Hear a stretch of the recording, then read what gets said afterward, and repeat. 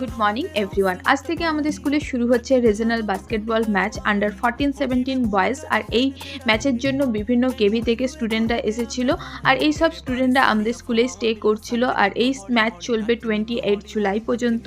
নিচে তো match start হয়ে গেছে। আমার খুবই ইচ্ছে হচ্ছিল নিচে গিয়ে ম্যাচ দেখার, বাট আমার ছিল এক্সাম ডিউটি, তাই আমি তো নিচে যেতে পারছিলাম না। তাই ভাবলাম এই টাইমটাকে ইউটিলাইজ করার জন্য একটু বসে কপি চেক করে নিই। তো গার্ড দিতে দিতে আমি এখানে কপি চেক করছিলাম আর এরপরে এক্সাম শেষ হতে আমি এখানে ব্রেকফাস্ট করে নিই। আর ব্রেকফাস্টে আমি আজকে নিয়ে গেছিলাম এগ স্যান্ডউইচ।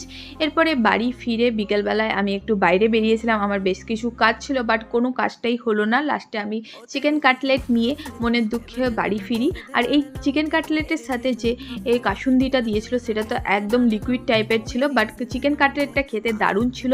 এইভাবে কাটে একটা সুন্দর দিন। আবার দেখা হচ্ছে কালকে। Bye, take care and good night.